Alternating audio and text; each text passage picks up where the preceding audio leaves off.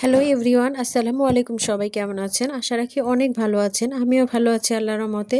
যে যেখান থেকে আমার ভিডিওটি দেখছেন সবাইকে আন্তরিক ভালোবাসা অভিনন্দন। আজকে আবারও লং ভিডিও নিয়ে চলে আসলাম আপনাদের মাঝে। আজকে আনারস কিভাবে রান্না করব সেটাই দেখাবো। আসলে আনারস রান্নাটা আমার খুবই ভালো লাগে। এখানে একটা আনারস নিয়েছি, নিয়ে সুন্দর করে পিস পিস করে কেটে নিব। দেখুন ভিউয়ার্স, ভিডিওটি যেভাবে দেখাচ্ছি ঠিক সেভাবে আমি শেয়ার করছি আপনাদের মাঝে। এখানে সুন্দর করে কেটে নিচ্ছি বটি দিয়ে। একটা আনারস, দুইটা আনারস নিয়ে এসেছিল, সেই আনারসের মধ্যে একটা আনারস একেবারে নষ্ট ছিল, এই জন্য কিছুটা দাগ হয়ে গেছে, এটা নেওয়া যাবে না। এরপরে হচ্ছে আরেকটা কেটে নিচ্ছি। আসলে দেখতে কিন্তু অনেক সুন্দর ওপরে, তারপরে ভেতরে কিন্তু একটু নষ্ট হয়ে গেছে। আচ্ছা যাই হোক, দুইটা আনারসের মধ্যে একটা আনারস ভালো আছে, এটা সুন্দর করে কেটে নিচ্ছি।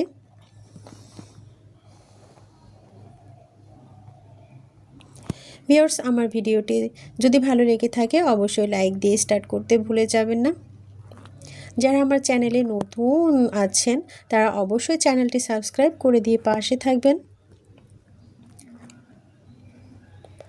আর আমার চ্যানেলে যারা আছেন অলরেডি ভালোবাসা দিয়ে থাকেন, সব সময় আমার ভিডিও দেখেন, তাদেরকে অনেক অনেক ভালোবাসা। এই যে আমার আনারসগুলো কেটে নেওয়া হয়ে যাচ্ছে।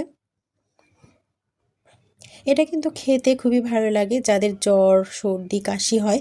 আসলে এই আনারসটা এভাবে রান্না করে খেলে কিন্তু মুখে অনেক স্বাদ লাগবে।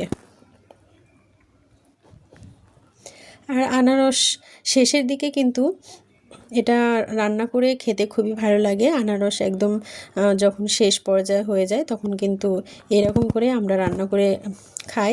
এখানে আমি হচ্ছে হামানদিস্তায় রসুন কিছুটা নিয়ে আমি এখানে থেতো করে নিব।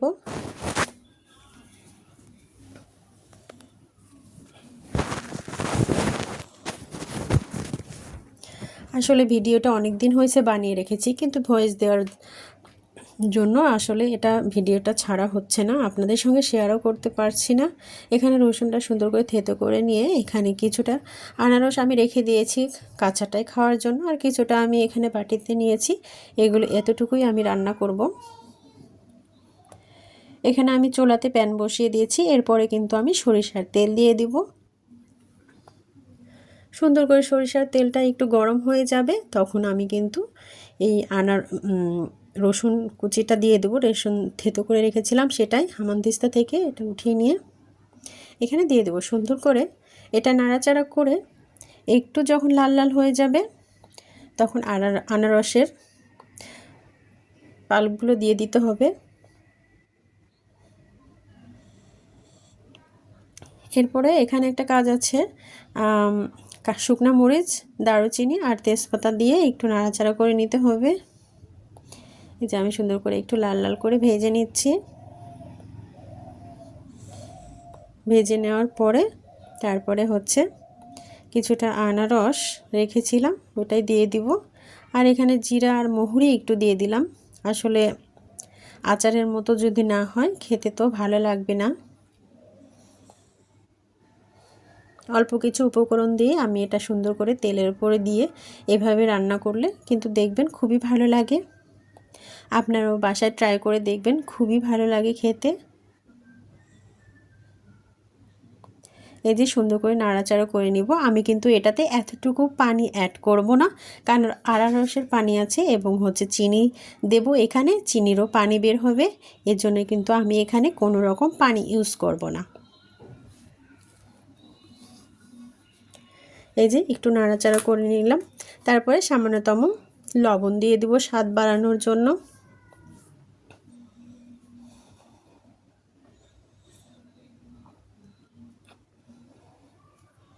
তারপরে কিছুটা চিনি আমি এখানে দিয়ে দিব, বেশিটা চিনি দেব না কারণ আনারসটাই মিষ্টি ছিল, আর এই কারণে বেশি চিনি দেব না, একটু হালকা চিনি দিলাম।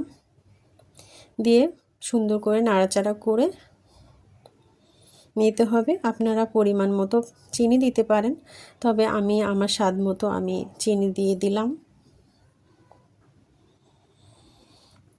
দিয়ে সুন্দর করে এটা ঢাকনা দিয়ে ঢেকে যখন মিডিয়াম আঁচে রাখতে হবে যাতে পুড়ে না যায়। দেখুন সুন্দর একটা বলক এসে গেছে। কালারটাও মাশাআল্লাহ অনেক সুন্দর আসছে আস্তে আস্তে, কিন্তু এই কালারটা অনেক ডিপ হয়ে যাবে, দেখতে কিন্তু অনেক ভালো লাগবে। আবার আমি ঢাকনা দিয়ে ঢেকে সুন্দর করে এটা রান্না করে নেব।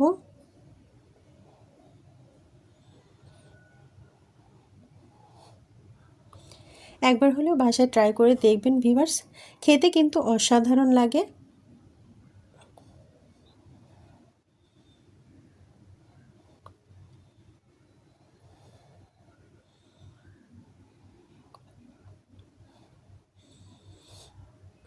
এই তো আমার এটা হয়ে গেছে অলরেডি, কালারটা অনেক সুন্দর এসে গেছে। এই যে একটু নাড়াচাড়া করে একটু আঠালো আঠালোর মতো হয়েছে। এটা এখন আমি নামিয়ে নেব ঠান্ডা করে, তারপরে হচ্ছে প্লেটে বেড়ে নিব। দেখুন কালারটা কত সুন্দর আসছে। এভাবে ভাতের সঙ্গেও খেতে পারেন, এমনিও কিন্তু খাওয়া যায়, খুবই কিন্তু ভালো লাগে খেতে। দেখুন কতটা সুন্দর স্মুথ হয়েছে কালারটা। সম্পূর্ণটাই আমি অল্প অল্প করে বেড়ে নিব, নিয়ে এখানে পরিবেশন করব। দেখুন এভাবে আপনারা বাসায় ট্রাই করবেন, খুবই ভালো লাগবে খেতে। কতটা সুন্দর এবং কতটা লোভনীয় হয়েছে দেখতে পারছেন ভিউয়ার্স।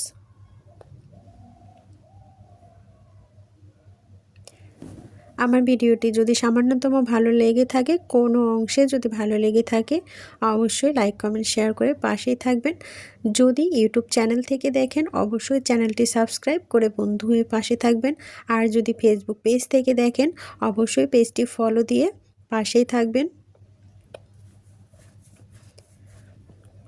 পুরো ভিডিওটা ফুল ওয়াচ করে দেখবেন ভিউয়ার্স, একদম টানাটানি করবেন না, অবশ্যই অনুরোধ রইল আপনাদের প্রতি।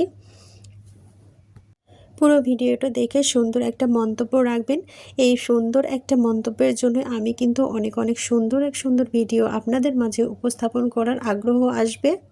সবাই ভালো থাকবেন, সুস্থ থাকবেন, সবার জন্য সুস্বাস্থ্য কামনা করে এখানেই বিদায় নিচ্ছি। আল্লাহ হাফেজ।